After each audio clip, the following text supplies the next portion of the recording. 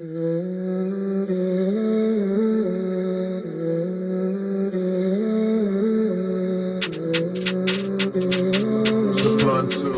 good? J Sauce reacts, back another video, back another reaction. Hope you're smelling good, feeling good, looking good 24/7, never lag. And so before this video start, I just want to say shout out to Kid Nerd, because he be taking his time to put together all of these videos, and I'm grateful for it. You dig what I'm saying? And with this one, I'm caught up, you know what I'm saying? He just dropped this a couple days ago, so I'm not gonna be late to this party. I was late to all the other ones, but I'm not gonna be late to this one, you feel me? Now with this one, it's got some new gang names that I have never heard of, you feel me? I don't know if I will be able to fully catch up on all of the UK gangs, simply because I feel like it's just so many, you know what I'm saying? Every time I react to one of these videos, it's a new gang, you know what I'm saying? And like, I don't know, I'm trying to keep up, y'all. I'm trying to. I got pen, paper, trying to keep up, you know what I'm saying? Literally taking notes, dog. Like, you feel me? So, hey, with this one, we about to go ahead and hop into it and see what OFB and NPK talking about. Let's get it. Let's get it. Let's get it. Throughout the rise of UK drill, we've seen many artists and groups' relationships crash and burn, but not many has been as infamous and televised than two groups in a North London town called Tottenham. Today, we'll be looking into the rise and fall between two drill groups called NPK and OFB, and how their friendship turned into eventual tragedy. Let's get into it. Now, so that's what I be figuring it be though. Like, I figure it just be gangs, and then they just split up and break into new gangs, you know what I'm saying? And it's just like an everlasting chain. And I feel like that's why it just be hard for me to keep up.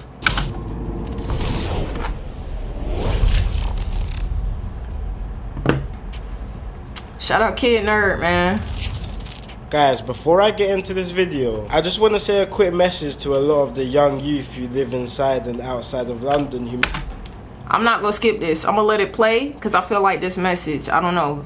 He said it's a message to the youth. It might be something y'all need to hear as well. Baby watching. I know a lot of young kids who watch these videos may find themselves in similar situations as people in this video or videos that I've done in the past. And I just want to quickly say before I get into any of this that this life is not the way forward. A lot of young kids growing up, especially in London, are getting involved in gangs without even knowing it until it's too late. But luckily, we live in a time where there's a lot of support for young kids. They're starting to see themselves creep into this lifestyle. Whether it's mental health support you need, rehousing, mentoring, or financial support, reach out to my Instagram in the description and I'll do my best to lead you into the numerous programs and charities who work hard. That's love, bro. Shout out Kid Nerd, man. I hope y'all took that in. If anybody out there going through that shit, message Kid Nerd, bro. And if you just need someone to talk to, y'all can hit me up as well, you feel me?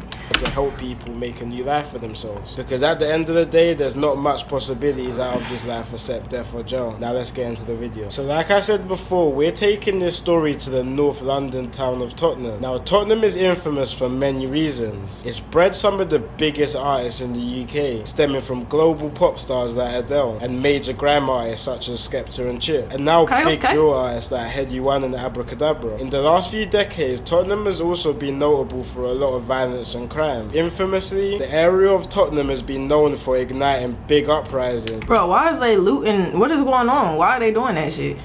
Like the Broadwater Farm riots in 1985 and the London 2011 riots, which put the country into a national lockdown, which is a topic for another video. But also a lot of gang warfare has plagued the community, especially in recent years. See, Tottenham is a big... Damn, we be having riots like that out there, bro? Big area spanning across two different postcodes, N15 and N7.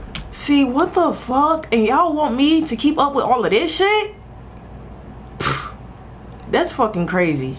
With many different estates and cliques. But today we'll be focusing on the N17 side of the town, which is a side more notorious for violence than the other. So let's take it back to the 1970s to a big housing estate inside Tottenham called Broadwater Farm. Inside this estate, the formation of a group called the Tottenham Mandem was created. The Tottenham Mandem throughout the 70s to the 90s built up a big reputation for violence across London. They were big players in the London drug market, and the tourist personally had many deadly feuds with other groups across London, to the point where the Met Police ranked the Tottenham Mandem as the second highest group in London's organised crime network. And the group spread their influence all throughout Tottenham, with members all over the town. Then in the early 2000s, Look like them niggas was just recruiting everybody. They had the whole hood behind them. divides inside the group caused members to disband, which resulted in several different offshoot groups who started repping their specific estates or sections of Tottenham. One of these areas being in the Broadwater Farm Estate, which was the original area of the Tottenham Mandem, and another was an area located less than 10 minutes away called Northumberland Park. Members of the Tottenham Mandem from Broadwater Farm started rolling with the name Star Gang, now known as OFB, and members from Northumberland Park Star Gang known as OFB. See, how you go from Star Gang to OFB? Like,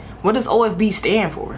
started calling themselves NPK. For the most part, NPK and OFB members had a relatively good relationship, with them both having the same enemies being two nearby areas called Wood Green and Ed. If y'all got two separate gangs but y'all cool, why don't y'all just join into one gang? Like, I guess they were cool at one point, huh?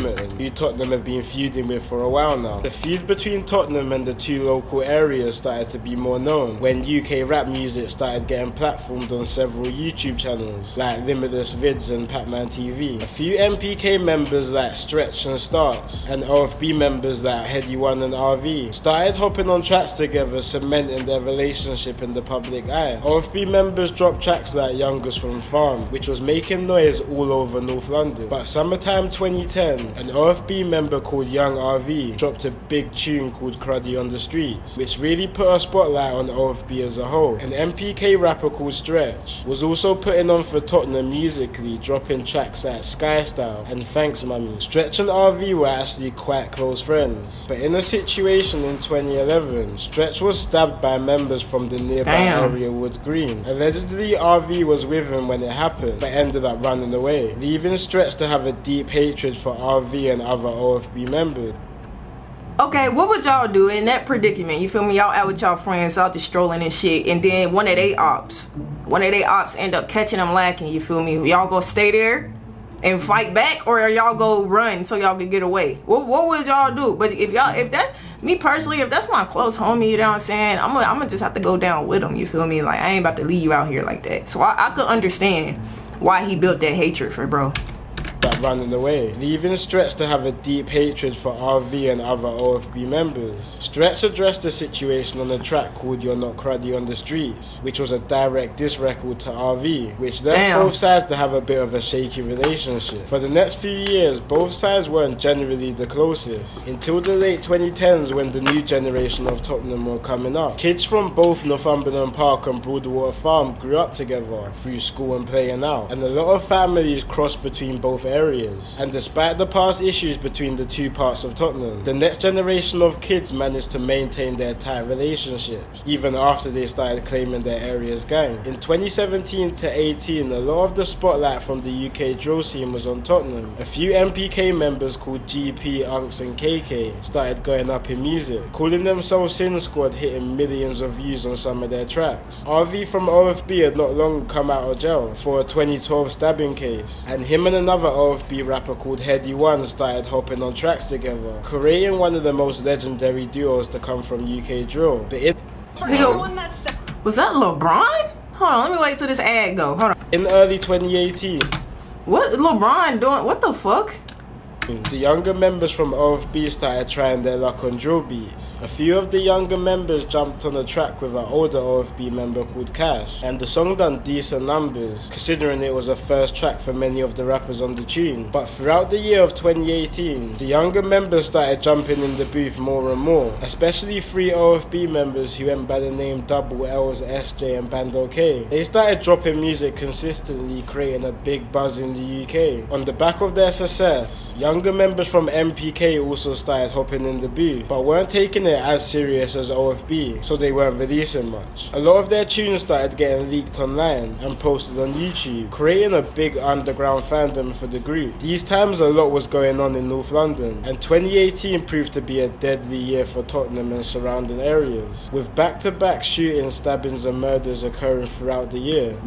Bro, I reacted to the most deadly deaths in the UK, and that shit was so gruesome, bro. Like, even reacting to it, bro, he was on the call. He was on a call with the police, bro, and he said, "I'm about to unalive." You feel me? I'm about to unalive. Like, that shit is scary, dog. Mainly between the areas of Wood Green and Tottenham, and unfortunately this constant back-to-back violence around the towns eventually ended up being NPK's and OFB's downfall. It all started on February the 22nd, 2019. The night before this day, a group of boys that drove and parked a Peugeot car inside the Broadwater Farm estate, which would become a meeting point the following day for several OFB and NPK rappers. The next day around 7 PM, a group of 7 OFB and NPK younger members and rappers set off on bikes armed with a handgun, shotguns, swords and machetes, heading for their opposing area, Wood Green. When them niggas pulled up, bruh. Them niggas said, "Let's ride," for real. Them niggas, what the fuck? And they all hopped on bikes. That y'all different, bruh. Y'all niggas is different, bruh.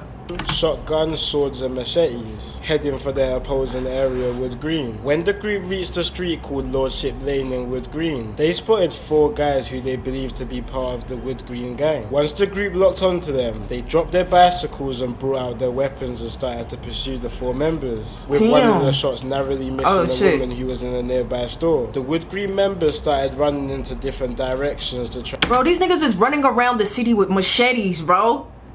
This shit is not fucking normal, dog. Like, it's not. Try and get away. So the Tottenham group got back on their bicycles to try and catch up with one of the victims who was falling behind the rest. They managed to catch up and corner a 20-year-old man, then proceeded to stab him 8 times in total and shooting him once in full sight of members of the... Bro, after you stabbed them enough and then they got the nerve to shoot, bro, that shit is devious, my nigga. Straight overkill, bro. Proceeded to stab him 8 times in total and shooting him once in full sight of members of the public. But the attack was interrupted when one of the victims, called Kamali, managed to retrieve his car and attempt to drive it into the attackers to save his friend. But once the group saw Kamali in his car driving towards them, they turned their attention towards him, circling his car attempting to smash his windows to get him out. While he was stuck between 2 cars trying to reverse out, Kamali eventually ditched his car to try and run into a hedge. Bro, these niggas is not playing, bro. Crashing into cars. There was a couple of them I reacted to in the most gruesome deaths. Like, they was crashing into cars, and then after that they was yanking niggas out, stabbing them up. Like, what the fuck? Which was nearby. Once he got into the shop, he tried to barricade himself inside, but the attackers managed to force themselves in, resulting in Kamali being struck several times, leaving him in a terrible state on the scene. Afterwards, the group rode their bicycles back to the Broadwater Farm estate and changed into clothes which they left in the car they parked off the day before and rode away. Sadly, Kamali didn't make it, and his death was announced the following morning. In the next few months, one by one, each attacker was getting arrested and remanded.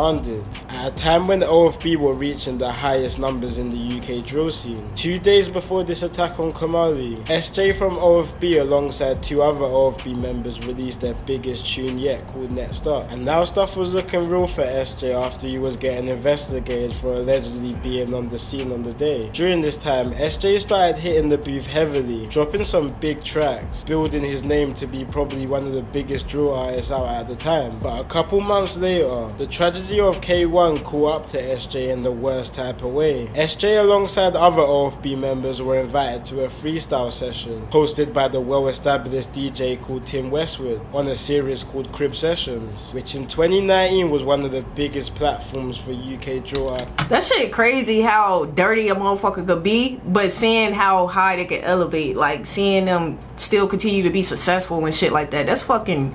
Life is crazy, bro. You could try to be the best person you could be in the world, and the nigga that's out there doing the most grimiest shit gonna make it before you. Like, that shit crazy.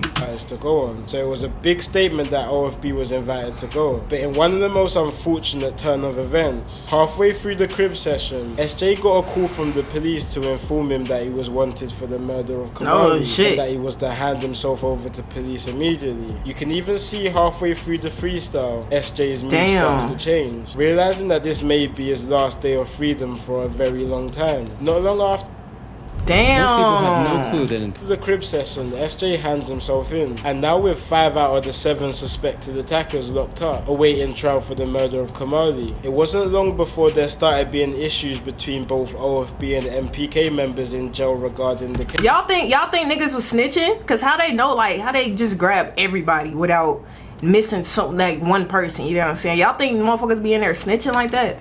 Quite early on, there was rumors circulating that one of the MPK members who was on the case, who goes by the name of Osav, was starting to snitch on the situation, allegedly implicating other members in the murder. A few OFB members had stuff to say about it on Snapchat, building tensions and situations between MPK and OFB inside and outside of jail. On October the 8th, 2019, the trial officially started and the tension was high in the courtroom. Several teenagers who hadn't even started their lives properly yet was looking at going to prison for the best parts of their life, and emotions were high in the court. Not too long before the start of the trial, SJ had even been offered £155,000 record deal while awaiting trial for the murder, which was a big sign that if he managed to beat this case, there was another life waiting for him on the other side. But the trial didn't go well, and it wasn't long till the jury handed their guilty verdict for all the 5 young men. At the sentencing, all hell broke loose. MPK members and SJ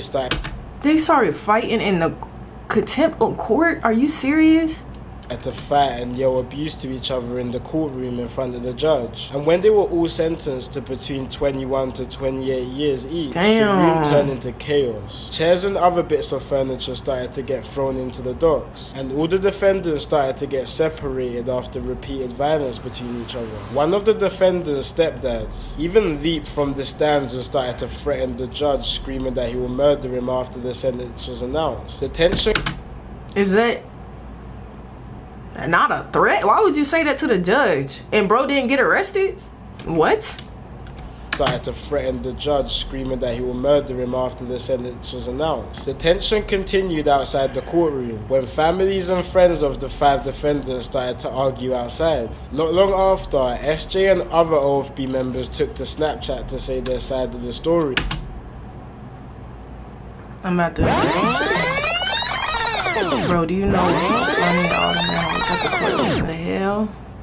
Labeling the MPK members as snitches on the case, which overall was the real start of the break-off between both MPK and OFB. And members on both sides were making this publicly known through social media. But soon after the sentencing, on the 19th of February 2020, stuff started getting physical between both sides. 3 OFB and MPK members bumped into each other at a local barbershop, which ended with 2 OFB members being stabbed and slashed multiple times. This nigga this nigga just pulling a machete out his ass. Like, where niggas just walking around with the shits like that? Like, what the fuck? Both sides. 3 OFB and MPK members bumped into each other at a local barbershop, which ended with 2 OFB members being stabbed and slashed multiple times. A CCTV video of the situation leaked, which was posted all around social media, bringing awareness to what was happening on the streets of Tottenham. On the music side, while SJ was locked up, more new rappers started coming out of OFB, releasing tunes off the back of the success of other OFB rappers. One of these being an OFB member who went by the name of Ispot. He blew up from a single he released called 3S, and after a couple more big songs he dropped throughout the year. A lot of fans were saying soon he could hit the same level as SJ, but in September of 2020, the ongoing feud between MPK and OFB caught up to him. Ispot was on his way home from college on the train, but when the train hit a station called Meridian Water in Edmonton, 3 alleged MPK members spotted Ispot sitting near the window on the train. In front of shocked onlookers, the 3 MPK members proceeded to stab Ispot multiple times, striking mainly his lower back and face. One of the strikes actually ended up hitting one of his eyes, damaging his vision, but thankfully Ispot survived the attack. Bro, imagine surviving that shit, bro. You blessed? You're super blessed.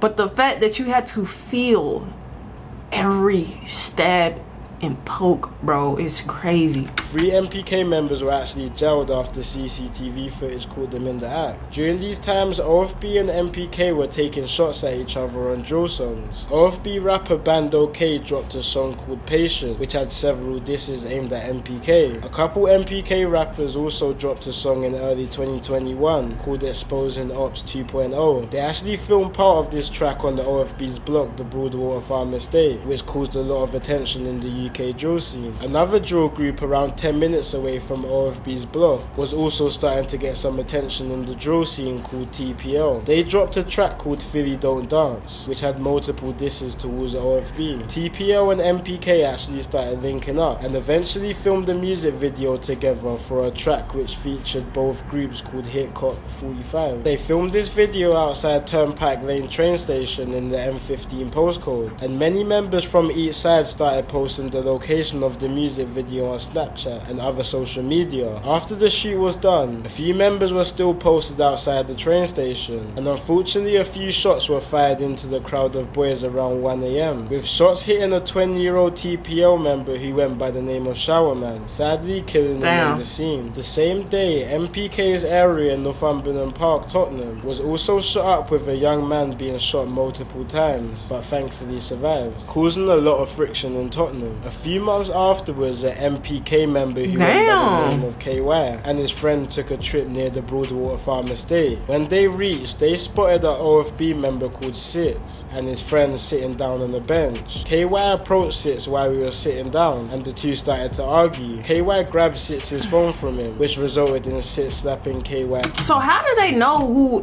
like, everybody, like, how do they know every person that's part of the gang? You feel me? Like, if you was walking out and shit like that, how do, like, you know, like, oh, they part of the op gang, you know what I'm saying? Like, it could be, it's so many people out in the world, like, and the fact that you know is crazy.